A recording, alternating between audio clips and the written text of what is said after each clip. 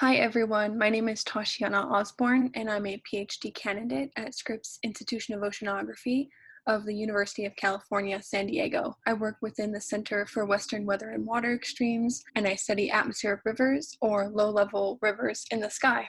During this summer school, I'll be sharing about extreme rain and snow events that affect the Western US and other regions of the world. I'll also be sharing a bit more about my personal journey and some of the growth that I've experienced through extremes. In my research, I focus on the atmospheric snow level, or the altitude in the atmosphere where snow melts to rain as it falls. This altitude can be detected by ground radars, which are vertically pointing and are able to see this transition between snow and rain. I consider 10 radars across California and 6 cool seasons in this case. Essentially, everything above the snow level falls as snow, whereas everything below falls as rain. The snow level is situated a couple hundred meters beneath the atmospheric freezing level or the 0°C level. Again, the snow level can be detected by ground radars as a level of maximum reflectivity, and that's why it's also sometimes referred to as the bright band height.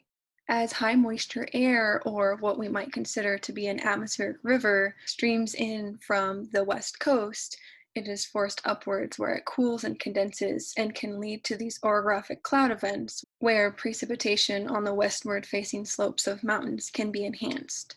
If the snow level is to, for instance, suddenly rise up in altitude, that means that the atmosphere has been warmed to a deeper altitude and that we can expect more rain versus snow, depending on the ground elevation. Whereas if the snow level drops suddenly and significantly, that may mean more snow for the region.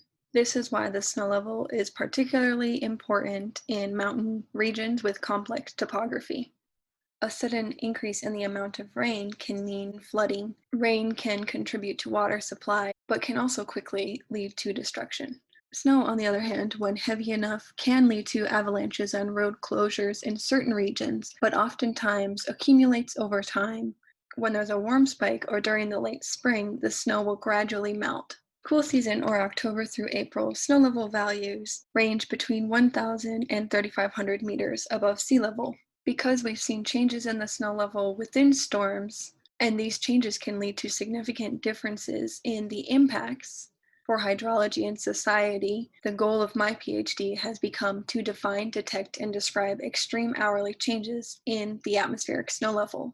1 hour or intrastorm changes in the atmospheric snow level have not yet been studied. However, research has shown that there's complexities in forecasting high atmospheric snow levels or freezing levels or sudden significant changes in the atmospheric snow level.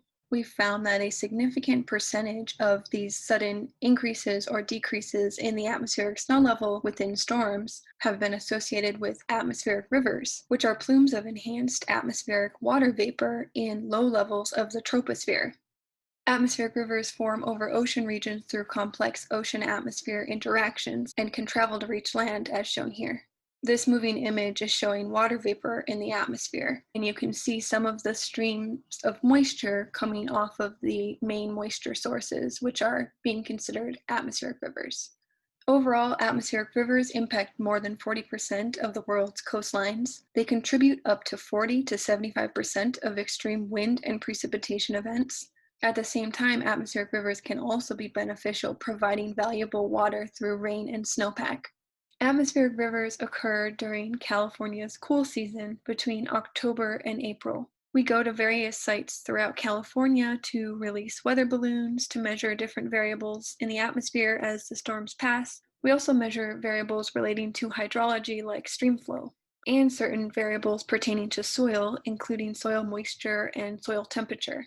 Although I focus on atmospheric rivers reaching the western United States, atmospheric rivers occur across the world. They form over ocean basins and reach different regions of land, typically west coasts, including Western Europe, the Western US, Western South America, and also the southwestern tip of South Africa. Antarctica even experiences atmospheric rivers.